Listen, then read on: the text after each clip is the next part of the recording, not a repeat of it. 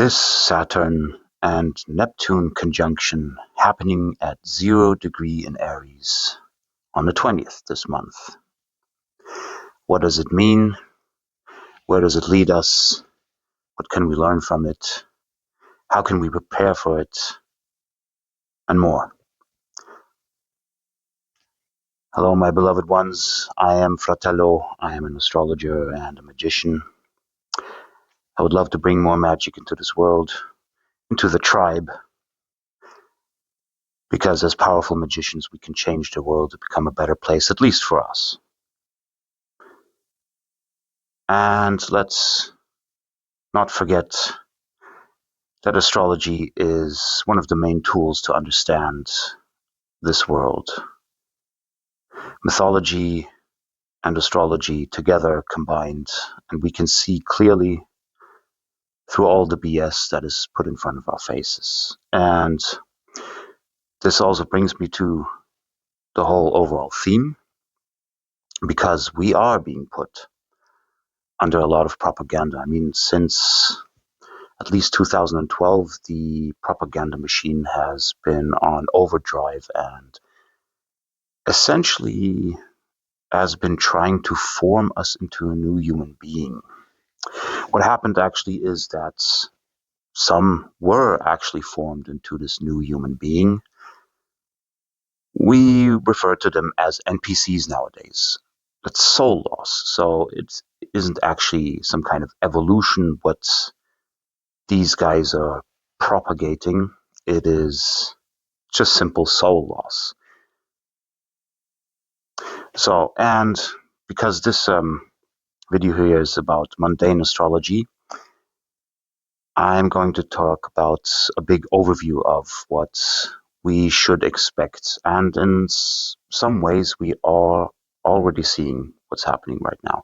So, taking these three together, we have Saturn, Neptune, and Aries. And in this context, Saturn obviously means everything that is the state, that is the law, the social contract, the institutions. That's put at the forefront here. With Neptune, we have the propaganda, the lies, the myths, the mythology, everything this non-tangible but quite real in our world kind of stuff. And we have Aries with its fiery, warlike energy, but happening at 0 degrees even. This is a rebirth. I mean, we've been seeing, especially since the latest United States presidential election, we've been seeing the decline and death of what we consider woke. And it's in its death throes. But make no mistake, the core ideology behind it, which is, well, I mean, you could say it's communism or Marxism, but it goes even a step back. It's just anti-human. You could turn it, you could coin it evil. From the perspective of humanity, it is just the ideology of evil. That's it. But yeah, make no mistake, this ideology doesn't disappear and will never disappear. It will take on another form, and I think because when we see like cats being cornered, they will become very vicious, and that will probably be the same thing. As I mentioned in a post not too long ago, is that I think we are in the end of the Kali Yuga, or we are already in the transitional phase to the next stage, whether it be the Sat Yuga or Dwapar Yuga. Of that, I'm not sure. But this is being described by an author, which I really can recommend his book, The Yuga Shift, if you want, by Bipul Misdevra. So we are in the stage of ekpyrosis, sort of like a burning away, like the opposite of the flood and the flood myths that happened thousands of years ago. Now we're in the fire stage, and another 12,000 years or so we'll again be in the flood stage. So always these turning points between water and fire. So, and because we are coming into this transitional period, some might hope it might only be 15 years or so, this transitional period. There are some indicators towards this actually by some of the more core evil type, I'll say evil, yeah, anti-human types, yes, where they are actually trying to manufacture an apocalypse, so to speak, until 2040. So, well, 14 years left. But essentially, in the old terms of the Yug shifts, we are speaking of perhaps 2-3 centuries of a transition period. So don't get your hopes up high. And because this is a Kali Yug shift, this Saturn-Neptune conjunction, which means a lot of change and breaking down of old patterns, doesn't necessarily mean anything good. It could be, and especially if we are pagans, we need to focus on ourselves and not on an external rescuing figure, not some kind of Messiah or Jesus or something like that, because he's not coming. And as the old Greeks, the Temple of Delphi said, well, to know yourself, and you have sort of like the secret unlocked. And that is the thing. Everything comes from yourself. In a previous video, I talked about quantum jumping and, well, a term I didn't use there, which is shadow walking. I hate that term. It just sounds so full of itself. It is just simply moving on to next dimensions. But here it is very clear with quantum jumping that you are the deity, the god of that one particular universe. Could be a very solipsistic view, but quantum stuff is really messed up sometimes. So we got into the crux of the matter that Saturn is about the structures, laws, governments. Neptune is about the mythology in this greater sense of propaganda, and Aries, a rebirthing energy at 0 degrees. And we saw that woke is dying and is in its on its last leg. So what will this mean for us globally? Because I think this will be a very global kind of issue. I mean, we've seen this in the past with, the Bolshevik Revolution. That's when one of those conjunctions happened, and you might say, well, that was only Russia and, well, the greater Russia with the Soviet Union. But I'm telling you, well, you saw the Cold War happening. That was a global issue. So even if it starts out at one point, it will definitely have repercussions throughout the entire world. We have another an example of, yet again, involving communism, which is why I'm a little bit, well, not necessarily afraid, but I'm very aware of these types of energies. So the next example we have is the fall of the Berlin Wall, which in that sense was good because getting rid of communism. However, if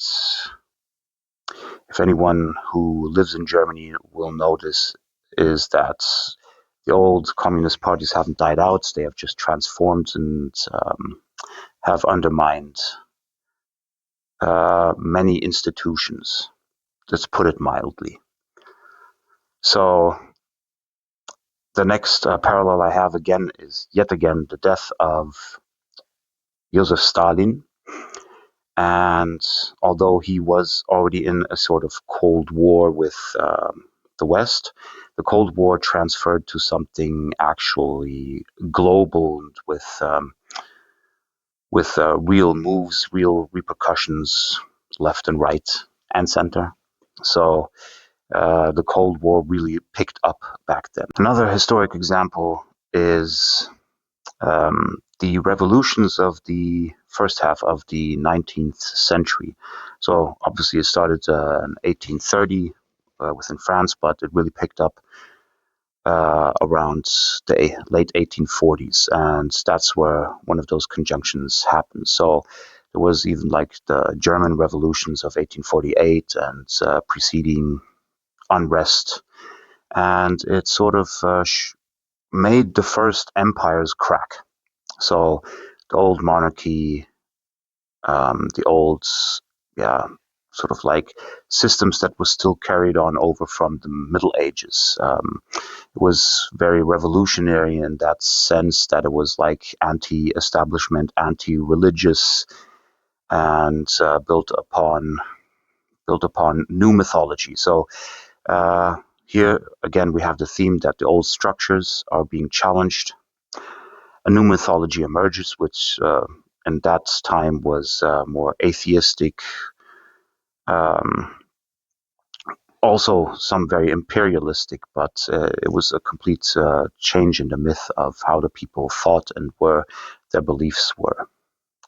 And that's what we could see now. So there has been mentions of the post-World War II order now being obsolete, having vanished, and so on and so forth. So the so-called liberal world order, that is the thing that is right now crumbling, that is crashing. And people are not happy with this consensus. And we can see this with, when coming back to woke, it is sort of like the epitome, the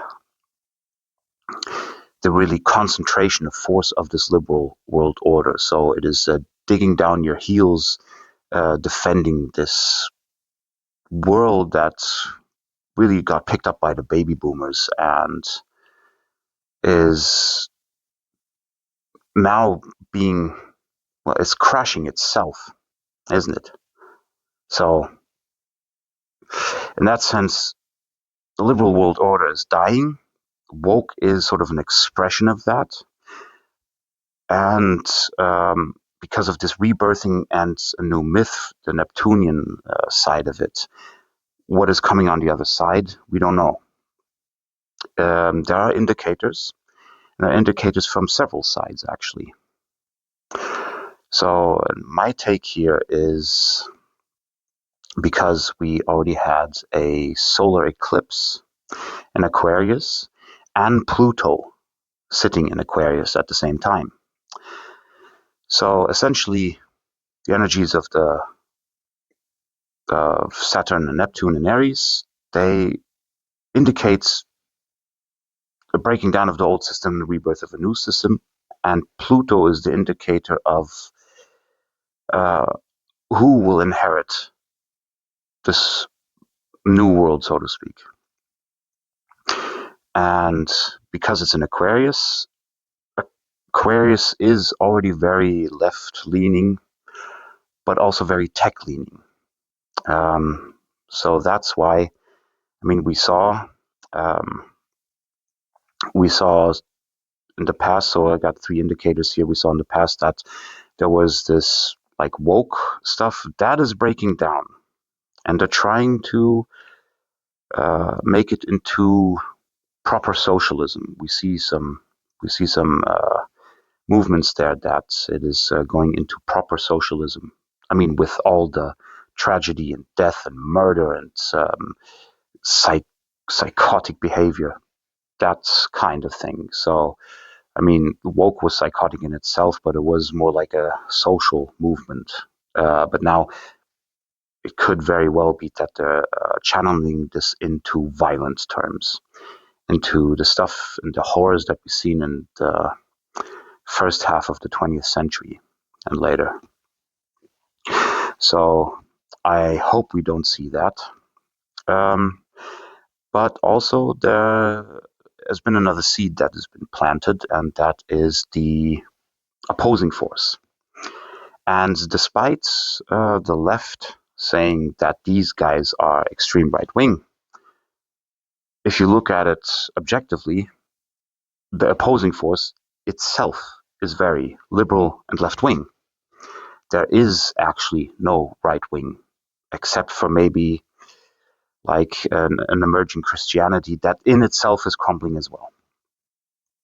But I don't necessarily see Christianity being the one at the forefront of this, because at a specific end of the Kali Yuga, and Christianity and Abrahamic religions in general are religions and spiritual movements that are birthed from the Kali Yuga. They have no place in later yugas. So, well, it could be that they are part of the Ekpirosis, the burning fire era or something. So, but it will not survive into the next yuga.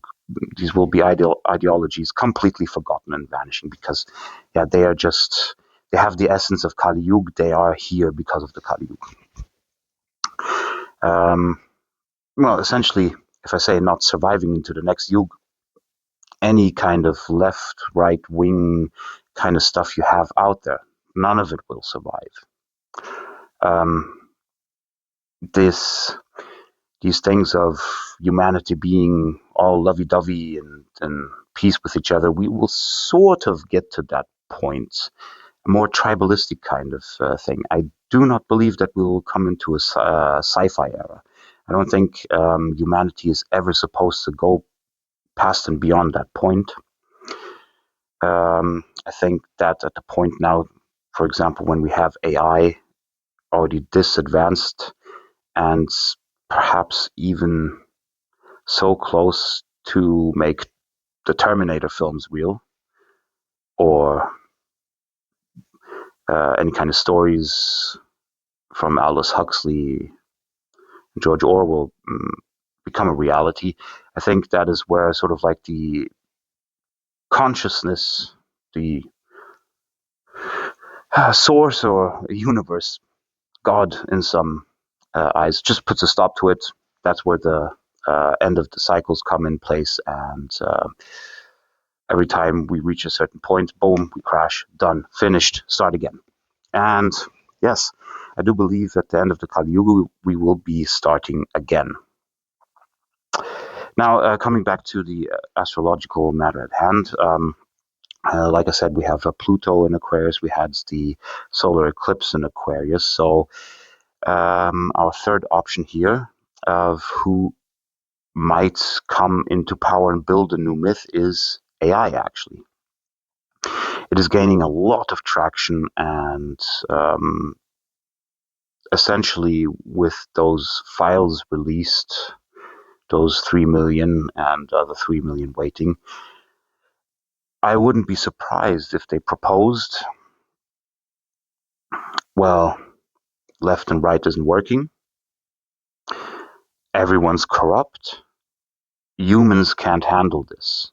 Well, let's let AI handle us, and we will have an antichrist,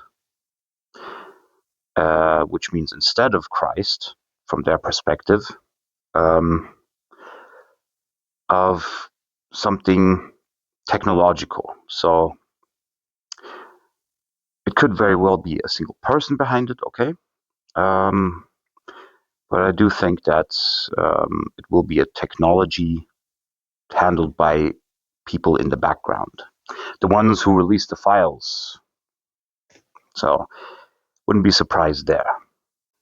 So now the old myths are dying.